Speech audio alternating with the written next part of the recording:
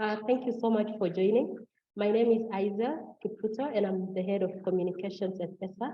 I will be emceeing this event, and we are really delighted and excited to have this discussion focusing on enhancing African-led research on early childhood development and foundational learning. Just a few things to note in terms of in-house rules. So first, please know that this event is being recorded. We kindly request that you mute yourself and also check if you can hear the sound of the people talking. Please also introduce yourself on the chat box. If you check at the toolbar below, there is a chat function. So use that to introduce yourself, your name and your country. And also on the Zoom account, you can rename yourself. Be sure to put your name and also the organization. We are also having this discussion on social media, so we will appreciate if you can share it on Twitter or even LinkedIn. For Twitter accounts, we are at ESA_Africa or at Real Center or at Real_Center. Thank you. So we will now go to the opening remarks, and this will be done by Dr. Pauline Esther, who is the Director of Research and Programs at ESA. Thank you and welcome, Pauline. Thank you very much, Aizal. Good morning, good afternoon, everyone. Thank you so much for joining us, taking time out of your busy schedules to join us today. As a brief introduction, Education Sub Saharan Africa, where I'm Director of Research and Programs. We're a small organization, a non-for-profit, founded in 2016. And we really are just about using data and evidence from Africa to inform decision-making. So we're a majority African team based in the UK, Germany, and also across Sub-Saharan Africa. And we work to connect the data and evidence from researchers based in Sub-Saharan Africa with those who have the power to change things in terms of education. So we engage a lot with policymakers, with educators, with funders or investors, but also with young people, because our focus tends to be on tertiary education. So we engage with universities and colleges in Sub-Saharan Africa and try to use that data and evidence to advise the decision making. But also in the past few years, we have done a lot focusing on raising the profile, the visibility and access to African education researchers. So we advocate for highlighting opportunities to strengthen their research, professional development, as well as just making sure that they have the infrastructure they need to be able to do cutting edge research. For the past few years, since 2017, 2018, ESA has been engaging directly with the Research for Equitable Access and Learning. That's the Real Center at the University of Cambridge. So to briefly introduce the Real Center as well, it's part of the Faculty of Education at the University of Cambridge, and the Real Center undertakes research across different contexts, really about understanding and improving access to quality education for all children. They have a great track record in terms of international development across Sub-Saharan Africa, pioneering lots of research to promote education as an engine for inclusive growth and also sustainable development. We've worked with the Real Center in different ways through different projects, an example being the African Education Research Database that we jointly developed in 2018. And if you are not aware of that database, then really I encourage you to search it up. It's accessible through the ESA website. And it really is to showcase over 5,000 publications where at least one of the authors or the main author is based in an African institution. And this covers research across different levels of education and across 48 countries in Sub-Saharan Africa. So I would encourage you to use, access that database to see what's available in there as a way of finding other researchers working on different aspects of education. But for today, our focus really is on identifying, connecting with, and understanding the needs of early childhood development, that's ECD, but also foundational learning researchers based in Sub-Saharan Africa. This is a project, these are two projects that ESA and the Real Center have been working on since 2022. The ECD project was funded or is being funded by the Conrad N. Hilton Foundation. And then the Foundational Learning Project is being funded by the Bill and Melinda Gates Foundation. And ESSA and the Real Center are working collaboratively on this project as a way of enhancing the accessibility and use of African research evidence, focusing on these two areas. So as I mentioned, we focus on the tertiary level, but what are our African researchers saying, or what research is coming out that will advise and enhance ECD and foundational learning to ensure that our young people are being given the best start, be it through the curriculum design or informing training for teachers. Really, although we're not working at those levels, we are pushing for the researchers who are to be able to have the support they need to be able to do excellent work. So we are so pleased that you've joined us today. It's really a space for us to engage with you all, to understand what's working, what isn't working so well, how we can engage with you and connect you to the policymakers and funders who are also looking for information from yourselves to help them in their decision making.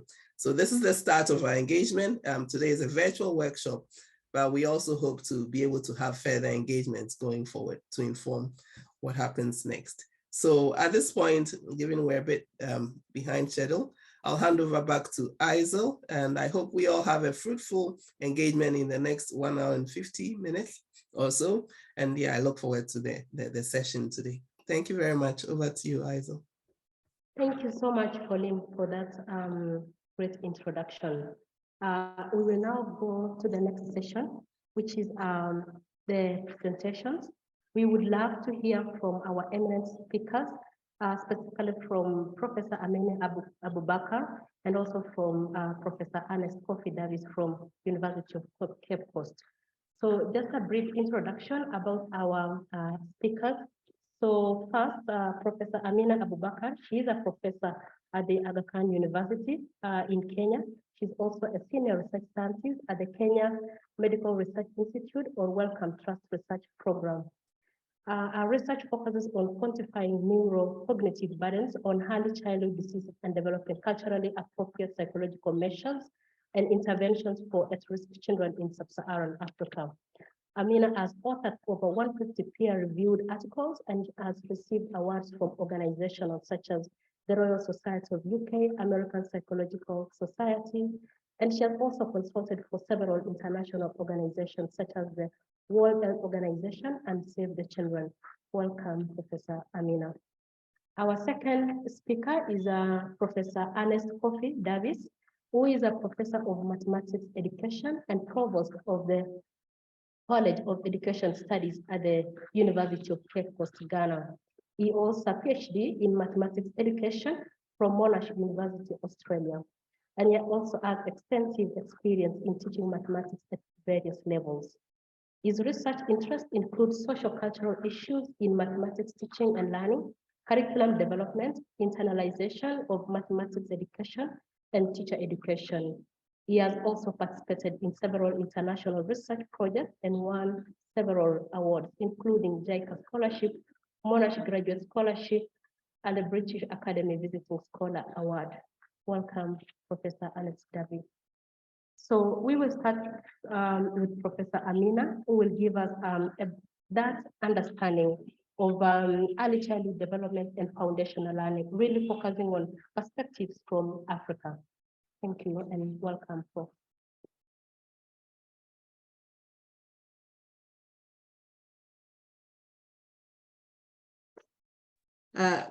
Good morning, good afternoon, everyone. Let me take a few minutes just to set up my slides.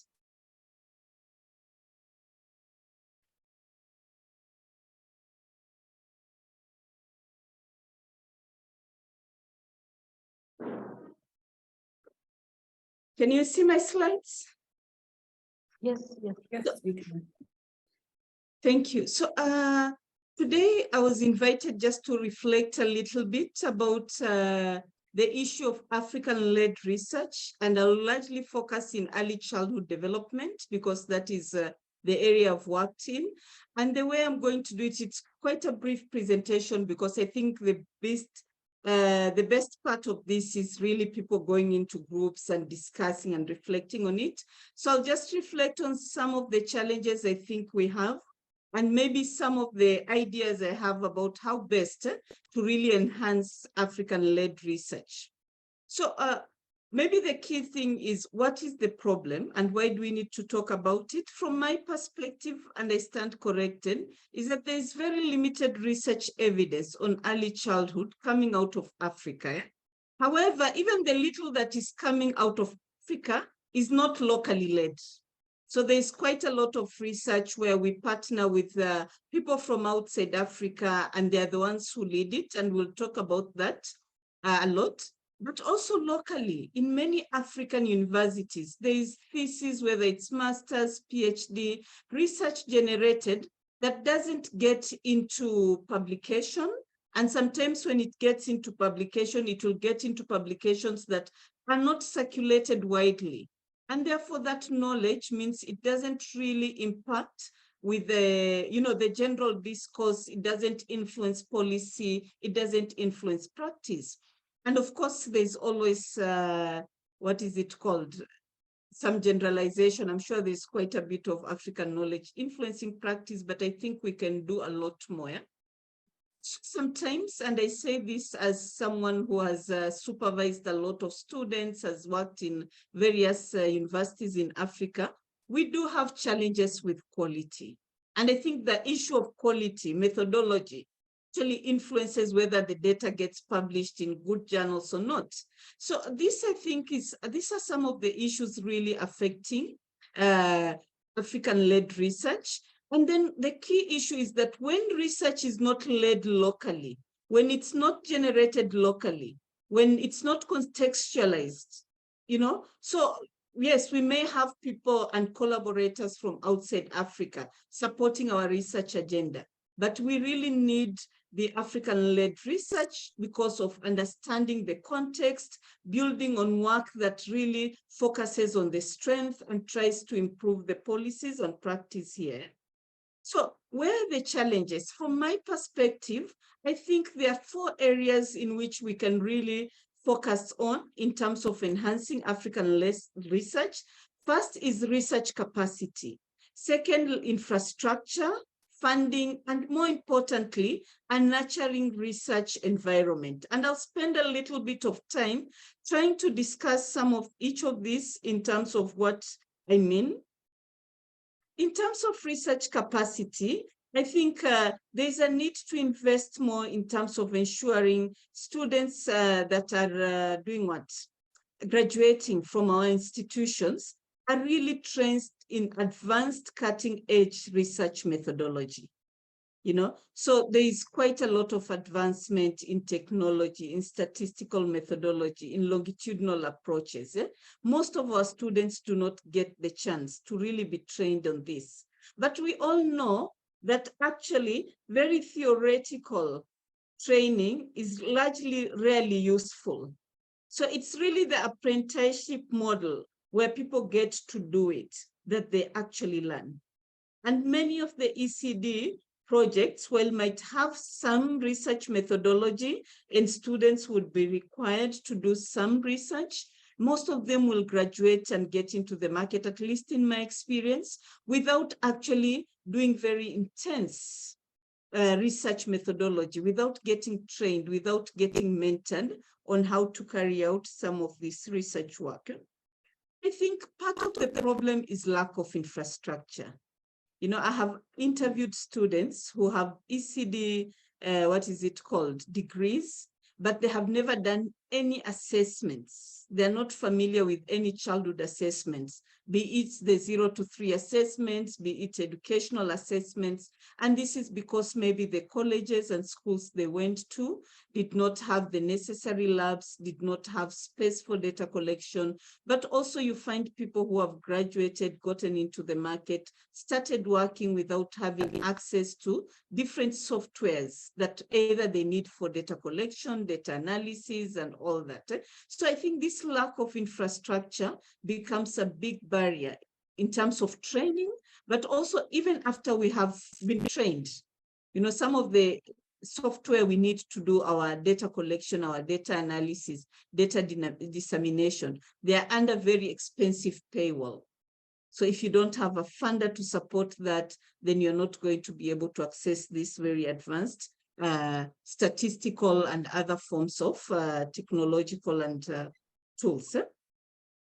But I won't spend a lot of time in terms of lack of funding. I think this is something we all talk about. But I know right now many people will say that there is a lot of international funding in terms of supporting research in Africa.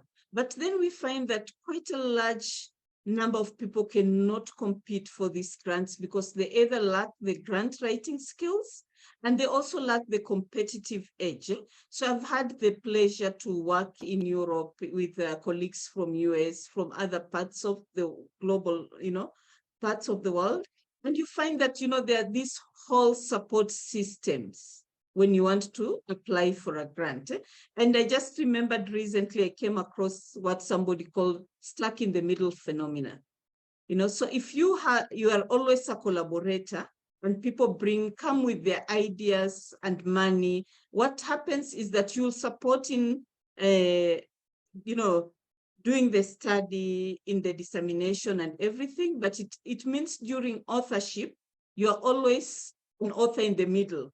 Rarely are you the first author or the last author, because the first author and senior author are either the ones who designed the study, got the funding. So there was that discussion about so many times researchers from low and middle income countries getting stuck in the middle because they are not attracting funding that they have competed for. And I think core to this is a lack of a nurturing environment. I think in ECD now we really appreciate what a nurturing environment means. And for academicians, for people who are interested in research, dedicated research time is really important. Ceux qui sont intéressés par la recherche. Can you hear me? I don't know if someone else was speaking. So dedicated research time for academicians is very important for researchers to really be able to do the work and lead research, high quality research. I think if you're teaching 30 hours a week, you have to maybe do clinical work, you have to do policy work. The time to actually do high quality work becomes very little.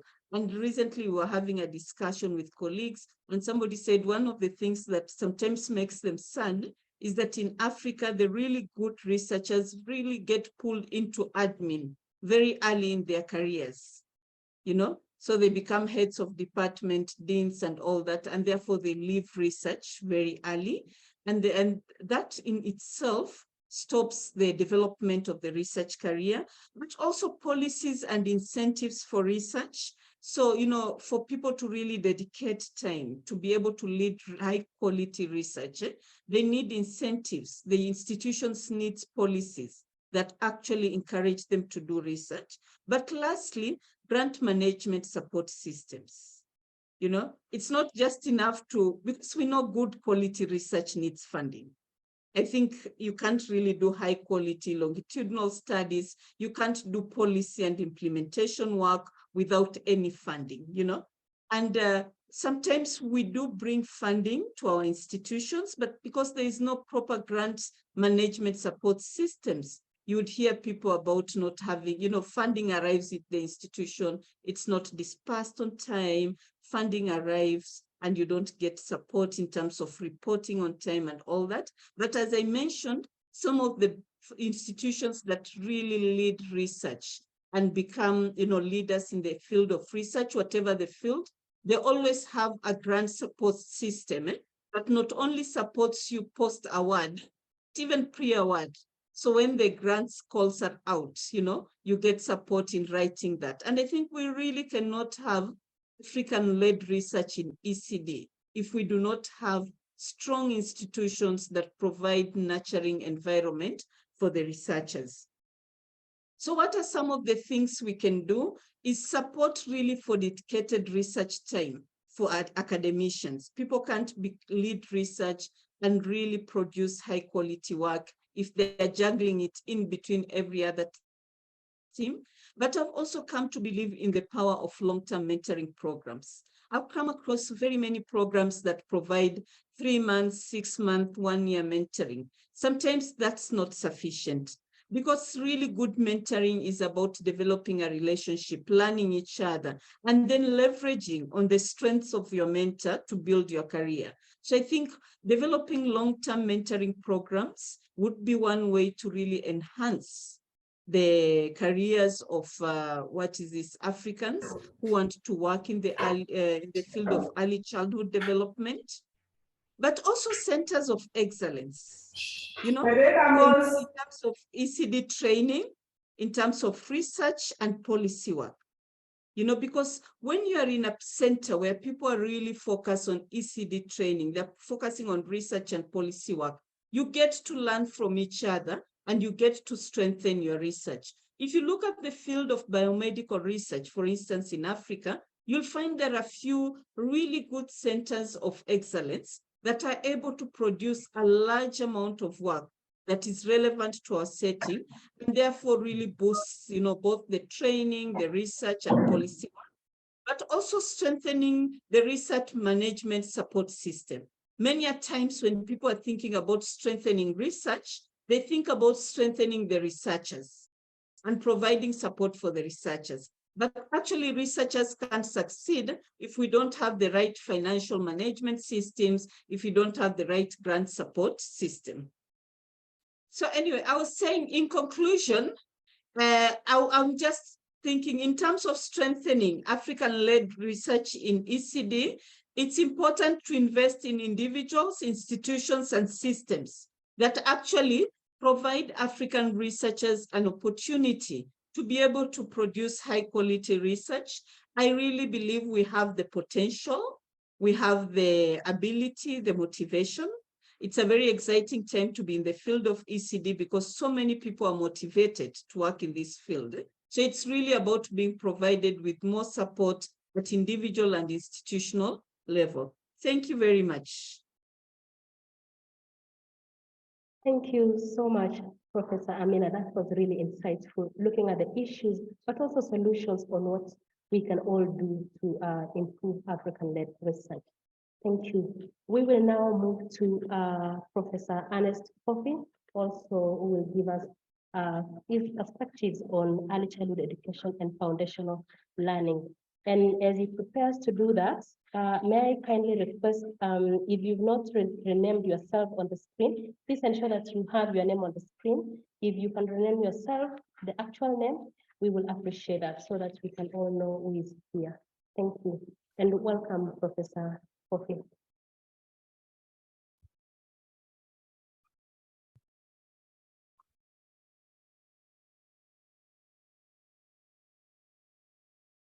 Prof, please rename yourself.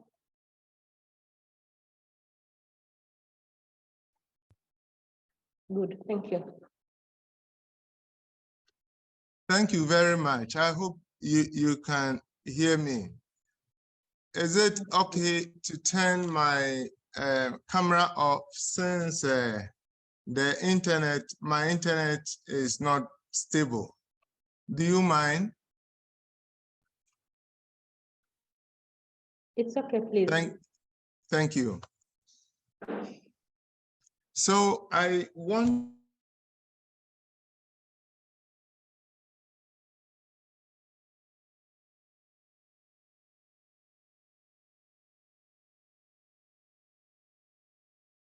Prof, I can't hear you. Are you there, please?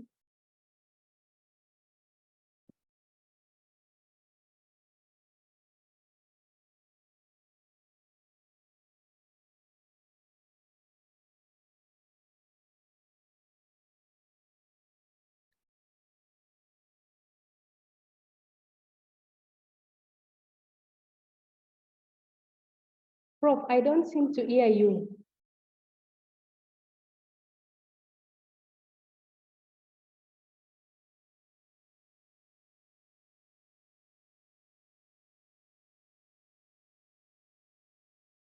Sorry about that. I'm working far away from my office, so the internet at my location is not very good. So bear with me. I sincerely apologize for that.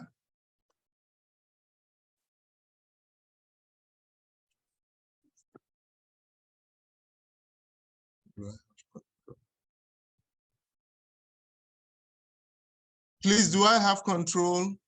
Because my slides are not moving.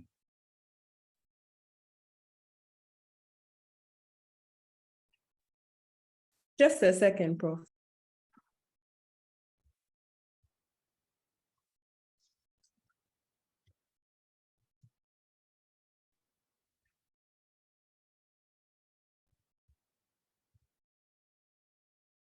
Okay, you can roll the slide for me if you are having challenge giving me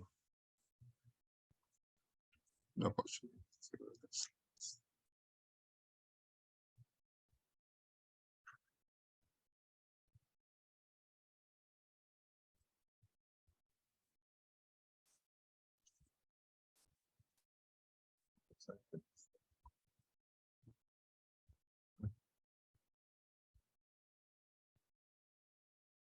Krista, do I now have control?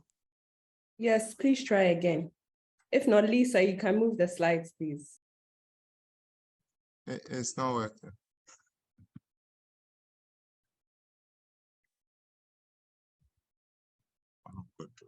Prof, we'll just move the slides for you then. We'll change them as you go along. I'm not going through all the slides. So from here, you move to the third slide. I think giving me control would have been the best. So, Lisa, do I have control now? Krista?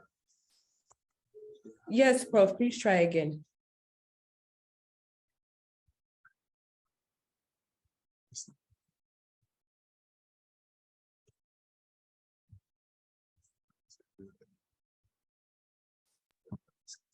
Yes, I have this.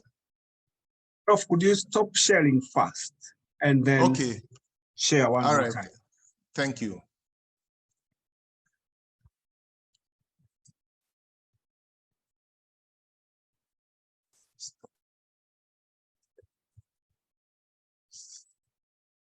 Start again. This.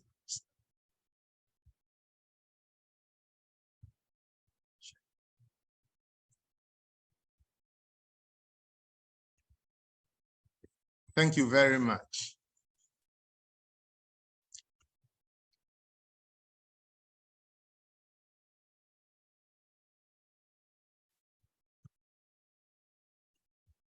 Thank you very much. So, as I said, I want to contribute to this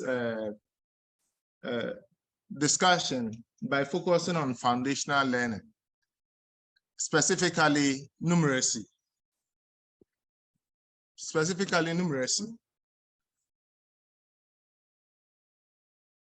I would want us to pay attention to the image I have projected. If we look at the image I have projected carefully, focusing on the quantities, you see that those who are not familiar with their context, Ghanaian context, will find it difficult to make sense of the quantities being communicated. For example, if we look at the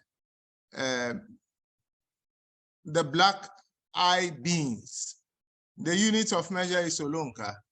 If we look at corn flour, I think many of us use corn flour. The unit of measure is Olonka. So that shows how local mathematical knowledge could be. But then, what do we see in our textbooks? What do we see happening in school? Do we see these everyday mathematical representation and practices having a place in teaching and learning of mathematics? In Ghana, the situation is no.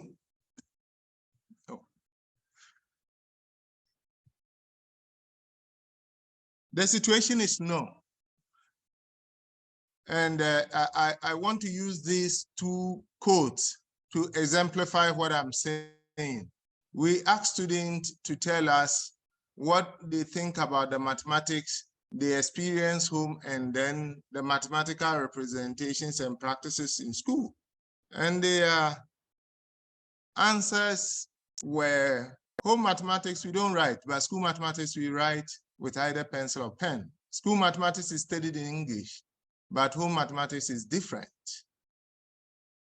This is how they perceive the relationship between mathematics they learn in school and mathematics they experience at home. They see the two as being mutually exclusive. And this has serious consequence for teaching and learning of mathematics to our children. Because if they see the two as mutually exclusive, then how do we build on what they know to help them appreciate what they have to know in school?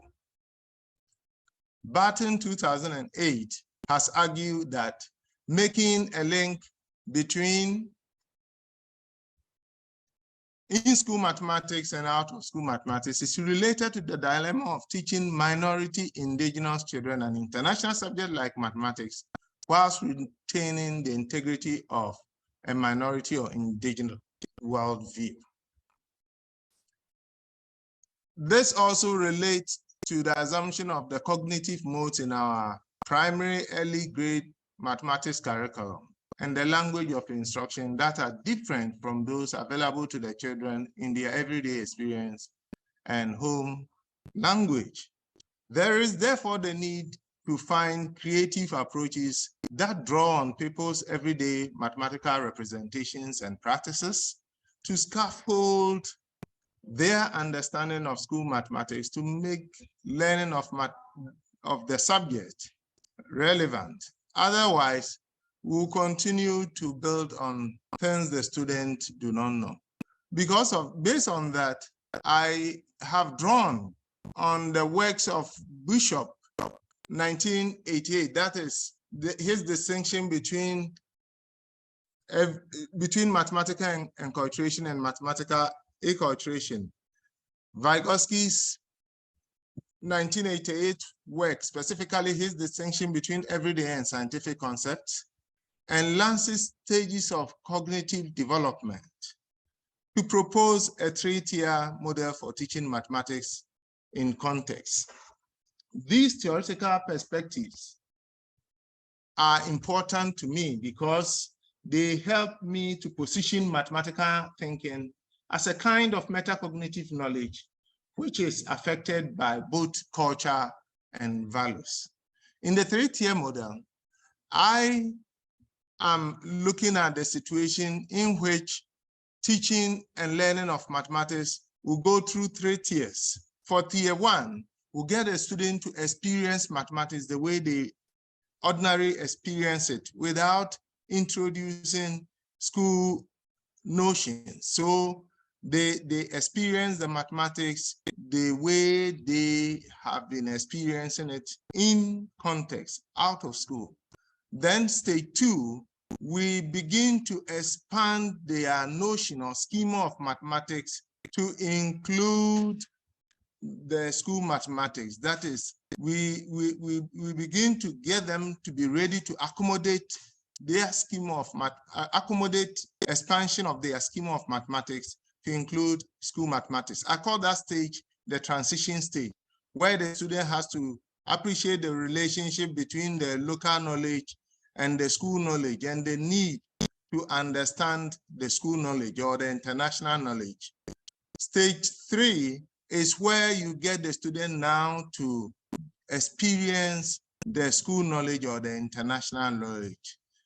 So these are the 3 stages I have proposed that students from third world who often experience mathematics differently between contexts of mathematical practices should be taken through to learn mathematics meaningfully and connect school mathematics to their everyday mathematical representations and conceptions. So I want to exemplify this model by sharing with you an introductory lesson which was taught using this model. The aim of the lesson was to systematically enlarge people's notions of halves to include the international notion of half using the 3-tier model. Fractions was selected because fraction is always positioned as being difficult for students. This study was carried out with primary 2 people, 49, them a class of 49, because the primary 2 is the level at which this concept is taught. So I delivered this lesson in the local language because the early grade level local language is expected to be used as a medium of instruction. So the lesson began by giving the children 3 pairs of sticks to identify the fractions. So this is the enculturation stage, getting them to use the local language to communicate in class so that they do not get the notion that the local language is not written. So at the end of the day, each of the children, all of them identified the fractions as half, each of the 3 as half, because they are divided into 2. So division into 2 means half to them, irrespective of the part, the size of the part. So they were shown bottle of water about 3/4 full, and they were asked to identify the fraction. There also they identify it as half in the local language, and some identify it as less than a whole, because this is how the sociocultural practice position identifying fractions that are liquid in nature. They were then given some tasks to model half, and you could see from the tasks that they didn't think about half as equal halves at all. So you can see in the shading. So the lesson from the lesson on the enculturation, the first session, you could see that they use their everyday knowledge productively to answer the questions, but then their answer to the tasks involving identifying fraction of a bottle of water showed clearly the limits of the everyday language. So we ended the lesson by asking them, the lesson was ended by asking the children to consider how internationals, especially tourists from Europe, America, might identify halves in their home country. The aim was to help the people imagine how they could identify half in a way that would enable them communicate half to tourists, such that the tourists would understand. Asking people to look at how other cultures identify halves at the end of the session prepare them to accommodate an expansion in their schema of halves. This ushered them then to the next stage of the 3-tier model, which I call the transition stage, where they were preparing to accommodate expansion of their schema to include international notion of half. So the second session started with a teacher asking the student to reflect on what was learned. This part of the lesson was also intended to begin the acculturation of the pupils into the school notion of half by drawing on their knowledge of half, that is the enculturation stage of the 3-tier model, and their knowledge of halves experience from the transition stage. So people were organized in groups and asked to shade half of object based on their notion of half from the international perspective. I must say that from the international perspective, they were able to tell me, they were able to tell the teacher that half means chemuper in the local language, which means divide it equally. So the emphasis was now on equally. So then chemuper became the notion for sharing.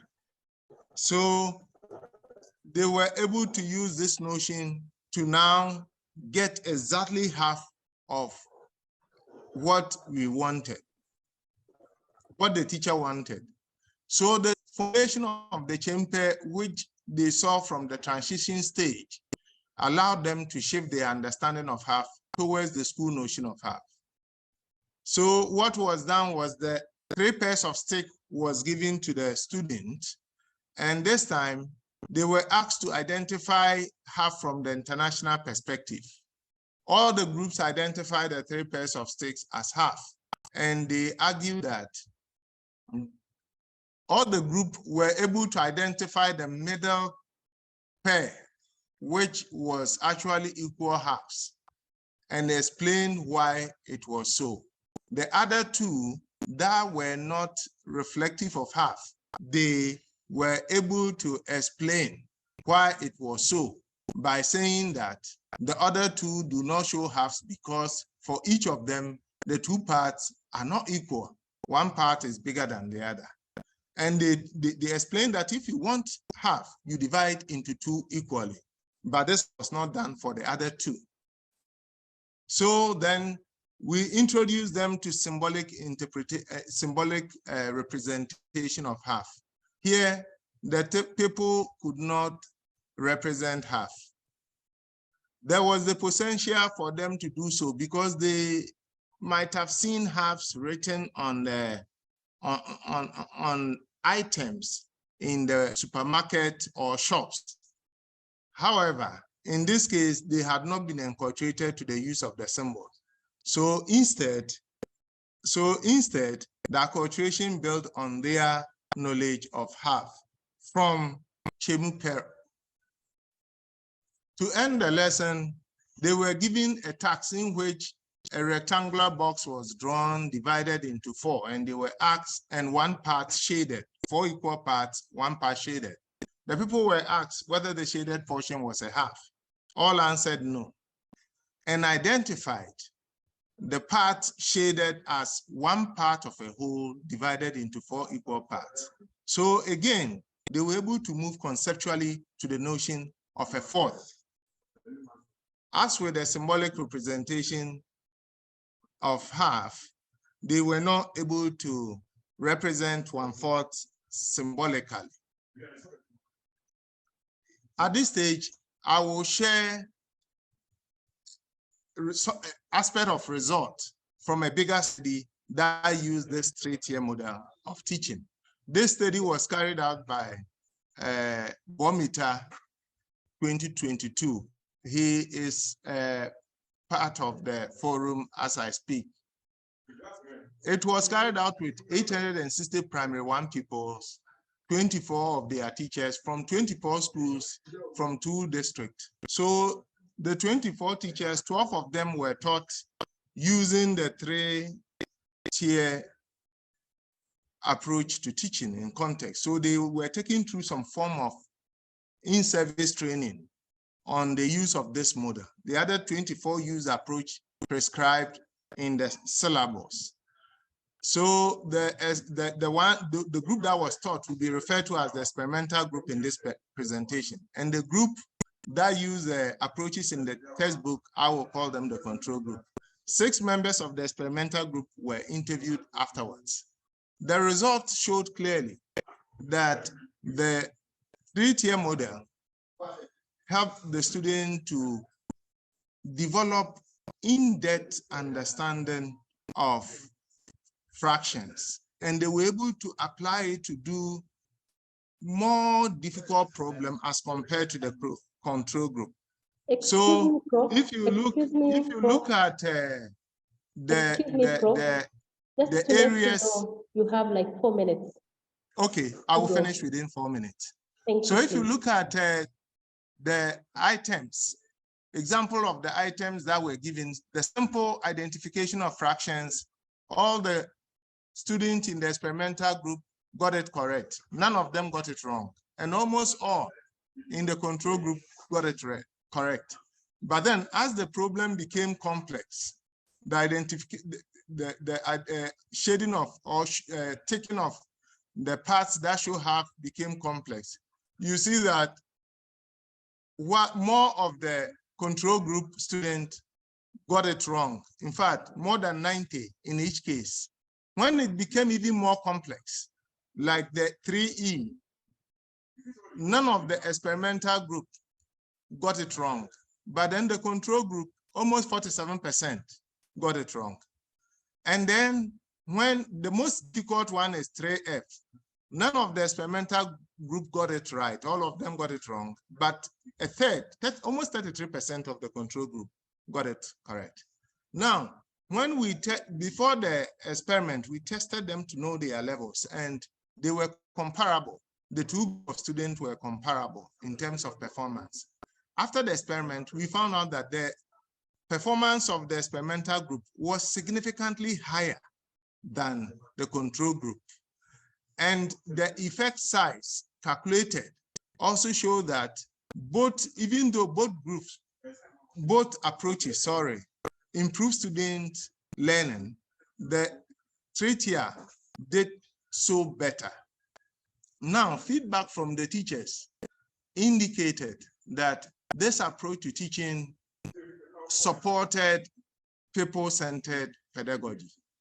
And we can see this from teacher T2, for example, says it makes teaching easier and interesting for the learners since they were involved and they have to work on something. It makes the lesson interesting. I will move to teacher 5.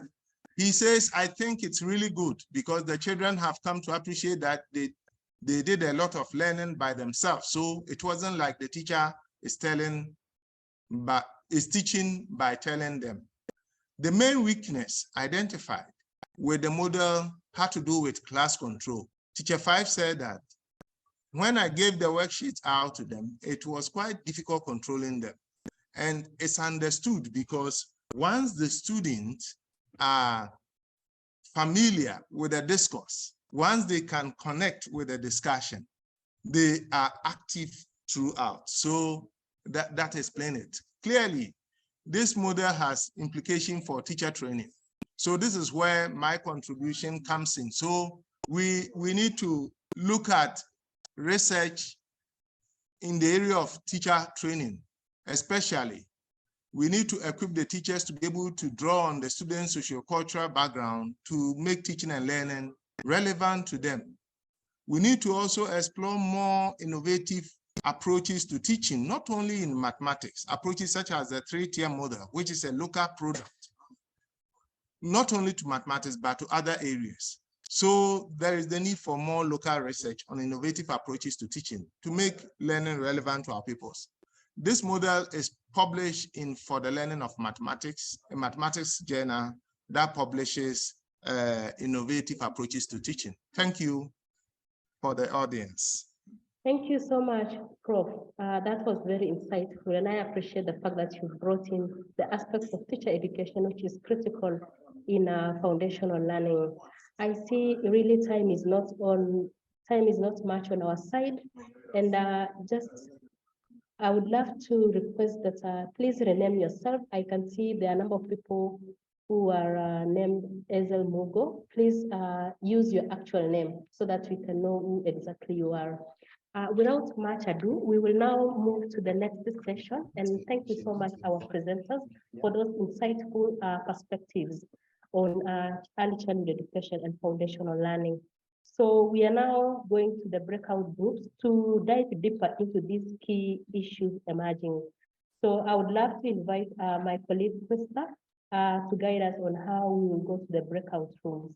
Thank you. Thank you very much, Aizal. Like Aizal said, it's time for the breakout room. So what we've done is to break everybody up into groups. We have about 15 groups thereabouts, and we have facilitators already allocated to each group. So I will open the breakout room and you automatically be sent off into the group you've been assigned. If you don't have a group for some reason, or if when you go into your group, you don't have as many people as we expect, if let's say there are about 3 people, then you can come back into the main room and you'll be reassigned. So I will just open up the breakout room now. We have 40 minutes and the breakout rooms will be automatically closed after 40 minutes and you'll be brought back to the main session to feed back into the group. So I will just put everybody in their groups now. If you have any questions or comments, please let us know. And you can also speak to your facilitators if you have any issues.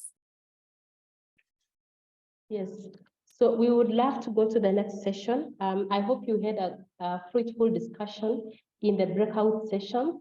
And Yes, we really it was to look at the questions. There was a number of questions. One was to look at what are some of the key early childhood development and foundational learning research gaps that are linked to policy. Another question focused on our early childhood development and foundational learning researchers aware of or members of communities of practice. That is linked to question 1 and so forth. So we will quickly hear from each group. I think we had like 16 groups. So I'll start with group 1A. If you can just mention the key highlights from your group. Then for the rest of the groups, if some of the issues or ideas have been mentioned, so you can just focus on what has not been mentioned so that we can move faster. So Felicia, for group 1, if you can share with us what's emerged from your group.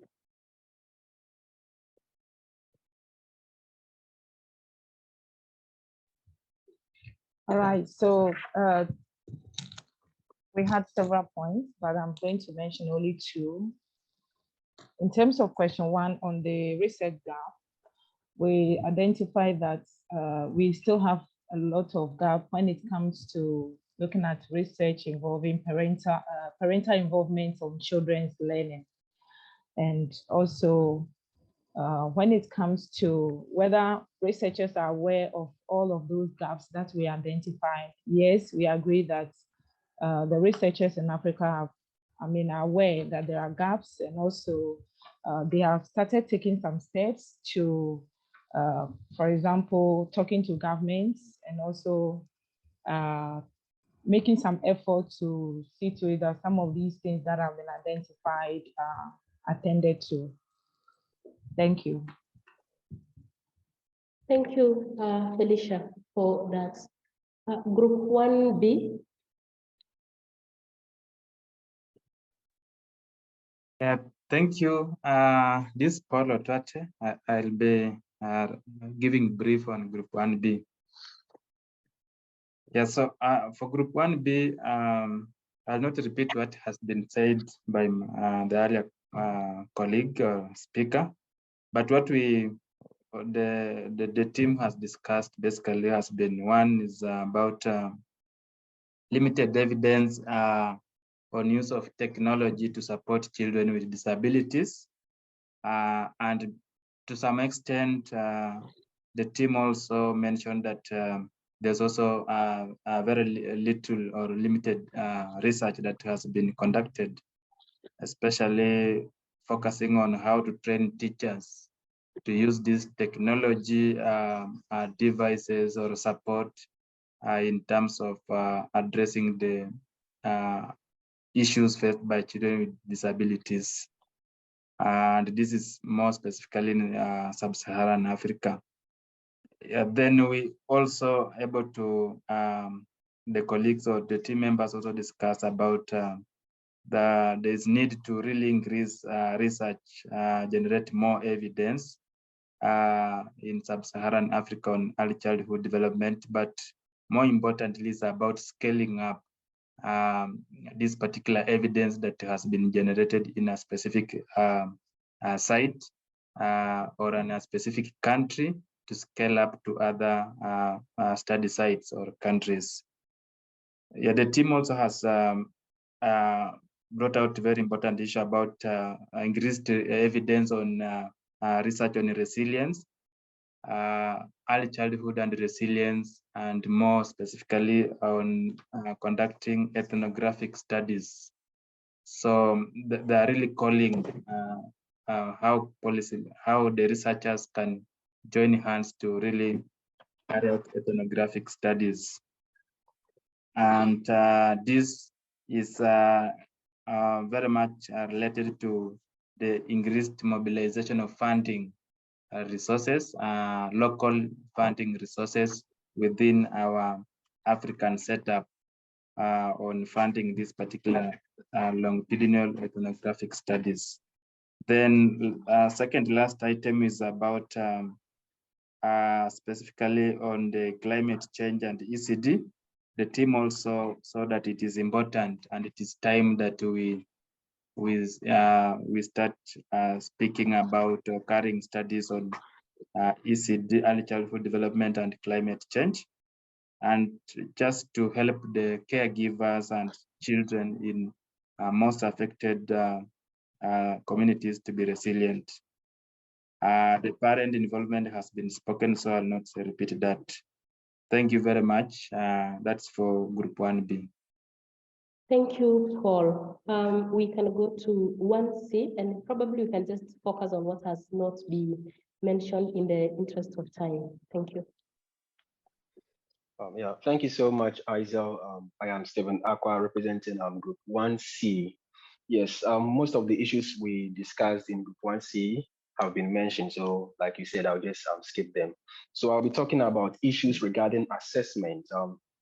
So we raised two main issues about assessments. The first is teachers lacking the skills and knowledge to effectively assess learners at the pre-primary or at the early childhood education levels. And then also members from both Tanzania and Ghana agreed that in our respective countries, there is a language policy that states that at the lower grade level, like let's say pre-primary and then at the early primary school levels, the local language or an L1 is supposed to be used as the medium of instruction. However, assessment or assessing learners' performances are always being done in an L2, which is a kind of a huge gap. So we need the effort of researchers to look into this anomaly and come out with recommendations for policymakers to have a change if there need be. Thank you, and over, Isel. Thank you so much, Stephen. Group 1D, if you can take a minute.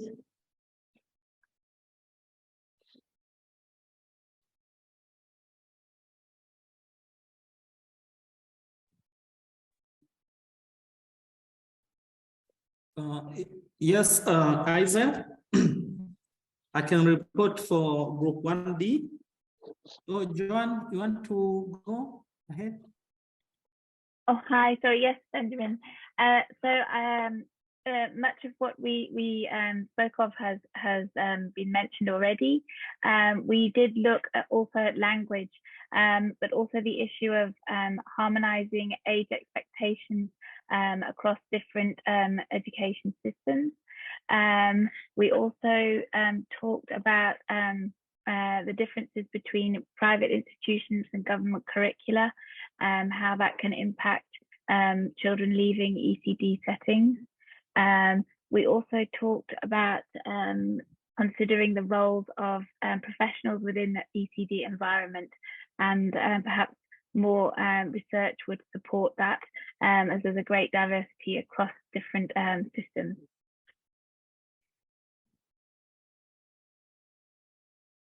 Thank you. Group 1F. Hello, thank you very much, Isel. Someone here representing Group 1F.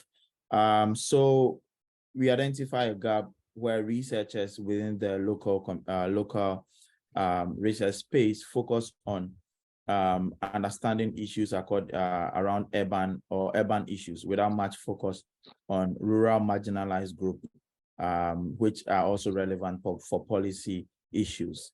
Secondly, there was a gap in developing or understanding research, or developing learning assistant program for learners with special needs. So these were two key areas that was mentioned, but some issues also that have been. Thank you very much. Thank you so much, Samuel, for that addition. Group 1G, Frida. Thank you very much, Isel. I'll focus on what has not been mentioned. Research gaps with regard to the influence of the local language or the mother tongue, and then the utilization of play and also technology. Teachers, the lack of creativity in teachers, therefore it's an area that needs more research. The other two were mentioned, that is funding and assessment. Thank you. Back to you, Isel. Thank you for that. Group 1H, Latte, if you could also take a minute to. Yes, I will do that. Yes, in our group, beside children with special needs, we mostly discuss the case of French-speaking countries, Benin, Senegal, Togo, where we noticed that much research is not being conducted in the countries. But the specific aspect we discuss is the case of children in refugee situation, not having access to education. So the observation is that we are not aware, or so far we haven't identified research papers discussing the case of ECE, Foundational Literacy for Children in Refugees camp. So that is, I guess, the innovation we discussed in that group that hasn't been mentioned so far. Thanks, and back to you, Isa. Thank you for that issue on refugees. We can now go to 2A. Professor Yo, are you here? Yes, I can hear. I think Eunice will do that. Eunice? Okay, great. Yeah, hi everyone. It seems group 2A and 2B were combined. So I'll report on the discussions and focusing on what hasn't been mentioned yet. And specific needs identified with, by the participants is lack of bridging between early interventions and early childhood education, especially for children with disabilities. The issue is that by the time that these children are identified and management starts, they will have missed the early years for education. And related to that is lack of assessment tools for disabilities, which explains why they delay or they miss out on early childhood education. And then, because the others have been mentioned, lack of availability of, lack of data, baseline data, and especially if you want to have a baseline, have data to inform the interventions that you want to conduct as a researcher. Addressing these needs, advocacy with both the national and local governments to allocate research for funding on early childhood education, and also conducting multidisciplinary research, pulling researchers from health, education, and psychology, and especially for children with disabilities that need multidisciplinary team to address the issues facing them. And then we have policy interventions with clearly stipulated budget, focusing again on children with disabilities. And then sharing best practice from other contextually similar countries, and especially in areas where there is no country-specific research, then identifying best practices from neighboring countries that could help in implementing interventions that have worked elsewhere. And then the last point is capacity development for researchers or academicians to conduct research, but also to be able to get funding and manage grants effectively. Thank you. Thank you, Eunice. I see Eunice and Ofe, you were in the same group. So I'll move to 2C. Hazel, yeah. Hi, That's Isel. right. Yeah. Hi, Isel. My group was also combined with Margaret, so Margaret will be presenting our group. Yes, a lot of what we generated from our group has been mentioned by the other groups in terms of needs and priorities of researchers in ECD. So what I can add from our group that wasn't mentioned by the other groups is on the reducing the gap between policy makers and the researchers, and building a very strong relationship that will foster evidence informed decisions, but as well as policy informed research. So that's very important and a priority for us. And in addition, we felt that there should be a desk, a platform, or a database, a go-to place where governments can reach out for evidence, all put in one place. Because if we continue to work in silos, all the work is scattered. It will not be utilized. I mean, some of it is never used by policy. So we suggested a help desk or platform for where a database where all this work can be put together. And finally, we felt that there is a need to build capabilities of researchers in terms of dissemination, our capabilities, but also to intentionally reach out to all the recipients of evidence. So I think those were the things that were not said yet. Yeah, and governments to invest more in research, from capacity building to promoting research or supporting research.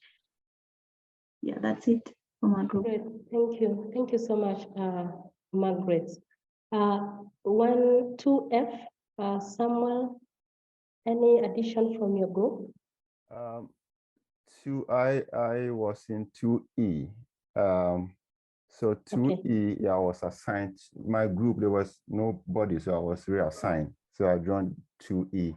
Yeah, so some of the points have already been mentioned, but maybe the addition that I want to make is that issues around ethical clearance, and that sometimes takes very long time for the internal review board to approve research to be conducted.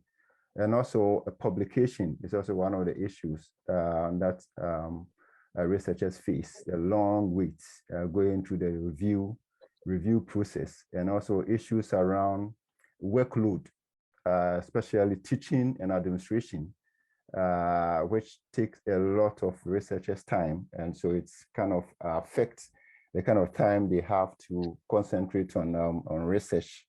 So some of the ways that we can address is institutions and government, making sure that institutions or universities have the adequate staff so that they wouldn't be overloaded in terms of work, so they can have time to do research. And also more funding was also mentioned in our group. Thank you. Thank you, Samuel. I think I missed group 2D. Lucy, anything from your group quickly? Yes, thank you, Isel. Just quickly in terms of additional comments, on the capacity strengthening side, a lot of discussion actually about data and kind of practical help with hands-on data analysis, and also the use and development of metrics that are appropriate for measuring early childhood development in low-income contexts.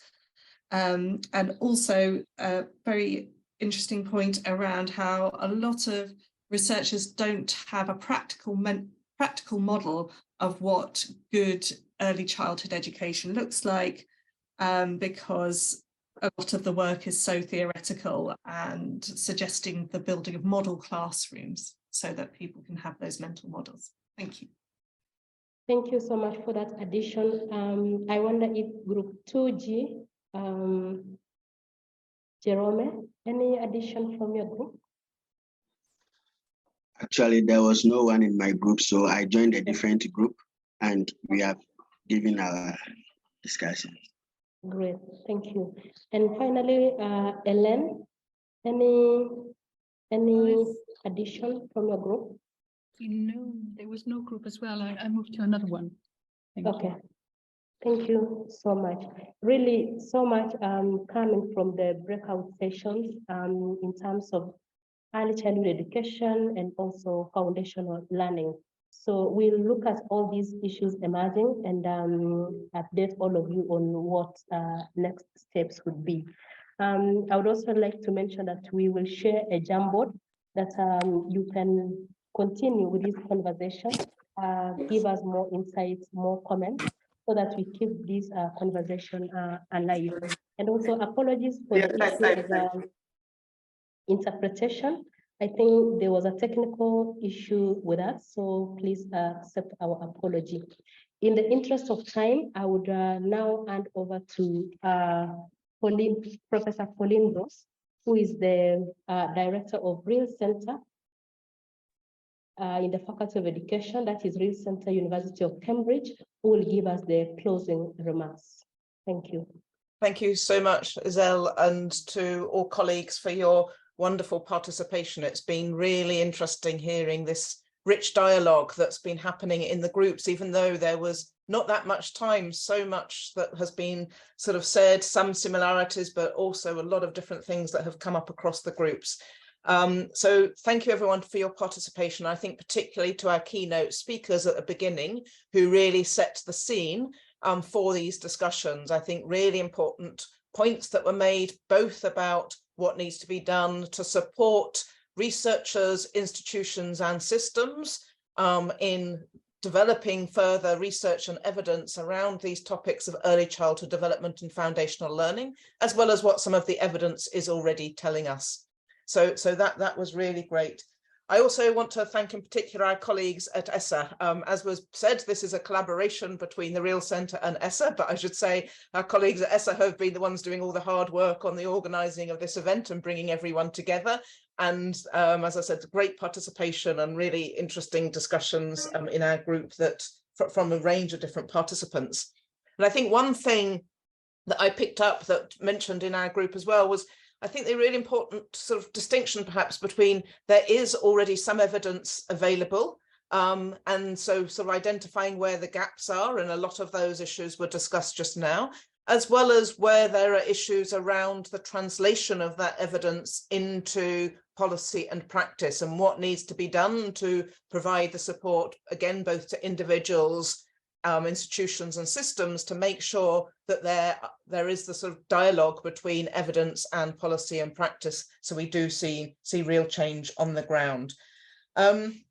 So I just sort of building what Isaiah was saying, to apologise, there were some tech issues that are always the case with these sorts of things. We're still all learning online, although we can do far more than we could have done previously, so that's wonderful. But there will be a written report that will be shared in due course, and we would really value any inputs into that. So if you have any research that you might have been sharing verbally just now, and or information of networks, please do send them to the ESSA email address. I think that will be most straightforward. That's, if you haven't got it, it's comms@essa-africa.org, and I think that will probably be sent around as well, so that we can make sure we do collate all of that and share with other participants. There will be an evaluation form that will also be sent, so please do also fill that in. We'd be really grateful. So this is the beginning of a dialogue, and there was discussion in the groups about whether there's a need for a new community of practice, whether there are existing ones, and how we bring together people across those existing ones, if so. So I think this discussion will be continued. There are obviously some communities of practice that already exist. We don't want to duplicate those, but at the same time, we recognise that there might be gaps as well. So we're very much looking forward to that continued dialogue. So thank you once again to everybody who's participated today for all your engagement, and we look forward to future engagement as well. Thank you very much. Thank you, everyone. So on that, I think we're bringing it to a close, so we'll be in touch. Thank you. Thank you. Bye.